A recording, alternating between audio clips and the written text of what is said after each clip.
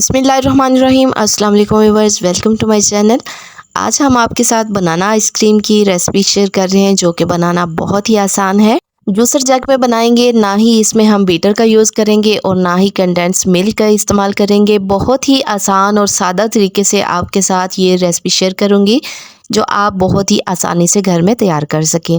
तो सबसे पहले हमने 4 पीस ले लिए हैं ब्रेड के और इसे हाथ से ही चूरा करके मैंने जूसर जग में ऐड कर दिए हैं। ब्रेड की स्लाइसिस की जो ब्राउन साइडें होती हैं वो हमने पहले ही कटिंग करके अलहदा कर लिया। हमें बीच का पार्ट चाहिए, वो हमने चूरा करके ऐड कर लिया। अब एक बड़ा गिलास मैंने इसमें दूध ऐड कर दिया है और काफ़ी मोटी मलाई मेरे पास थी, वो भी मैंने साथ ही ऐड कर दी है, मज़ीद टेस्ट बढ़ जाएगा। अब इसे अच्छी तरह मैंने ग्राइंड कर लिया है। तो बकिया 3 पाव जो दूध है इसमें मैंने इसको ऐड कर दिया है। कुल मिला के ये सिर्फ 1 लीटर दूध है जिससे हम अपनी आइसक्रीम बनाकर रेडी करेंगे। तो बनाया हुआ मिक्सचर मैंने इसमें ऐड कर दिया है। अब इसे अच्छी तरह मिक्स कर लेंगे, आंच हल्की ही रखेंगे। मैंने इसमें तकरीबन 4 टेबलस्पून चीनी ऐड कर दी है। आप अपने टेस्ट के अकॉर्डिंग चीनी ऐड कर लें क्योंकि हमारी ब्रेड भी मीठी है और इसमें केले भी मीठे ही ऐड होंगे।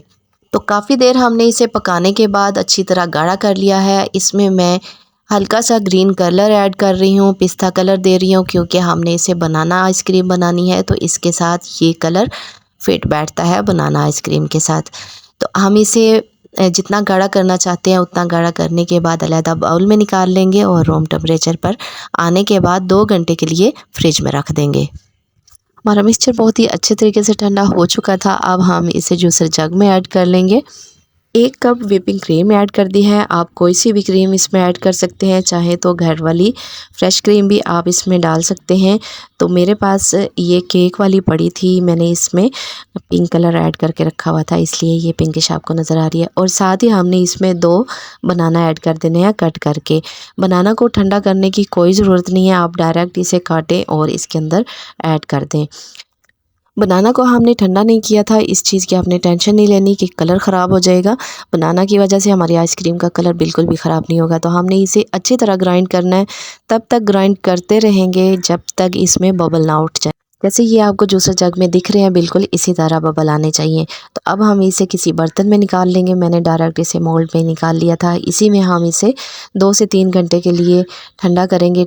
दूसरी दफ़ा ठंडा करने के बाद हम इसे जब ग्राइंड करेंगे तो इसके अंदर क्रिस्टल नहीं बनेंगे। चम्मच से मैं आपको दिखा भी देती हूँ कि इसकी साइडों पे ये क्रिस्टल बने हुए हैं।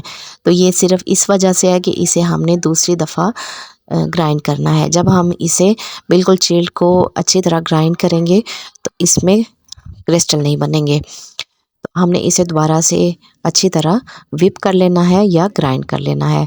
तो दोबारा से हम इसे उसी मोल्ड में ऐड कर देंगे। आप इसकी थिकनेस चेक कर सकते हैं। तो इसे हमने तकरीबन 6 से 8 घंटे के लिए फ्रिज में रख देना है। गार्निश आप किसी भी ड्राई फ्रूट से कर सकते हैं जो आपको पसंद हो। तो इसके ऊपर हम एक पेपर लगा देंगे ताकि एयर इसके अंदर दाखिल ना हो, एयर से क्रिस्टल बनते हैं। तो हमने इसे अच्छी तरह बंद करके तकरीबन 6 से 8 घंटे के लिए फ्रिज में रख दिया था। अब हम इसकी कटिंग कर लेते हैं। हाथों की मदद से मैंने इसे बैक साइड से हाथों की गरमाइश से ही निकाल लिया था, बहुत ही आसानी से निकल जाती है। तो मैंने इसे सीधी साइड से इसलिए नहीं किया था, उस तरफ गलती से बच्चे से पानी गिर गया था तो इसके लिए माजरत, मैंने उल्टी साइड से ही कटिंग करके आपको दिखा दिया। तो आप देख सकते हैं इसकी कटिंग से आपको अंदाज़ा हो गया होगा कि ये कितनी परफेक्ट और सॉफ्ट बनी थी। बहुत ही यमी बनती है, बहुत ही मज़े की बनती है। आप ज़रूर ट्राई कीजिएगा। अगर आपको मेरी रेसिपी अच्छी लगी हो तो ज़रूर लाइक एंड शेयर कीजिएगा। चैनल को सब्सक्राइब करके मुझे सपोर्ट ज़रूर कीजिए। अपनी दुआ में याद रखिएगा। अपना बहुत सारा ख्याल रखिए। Take care. अल्लाह हाफिज़।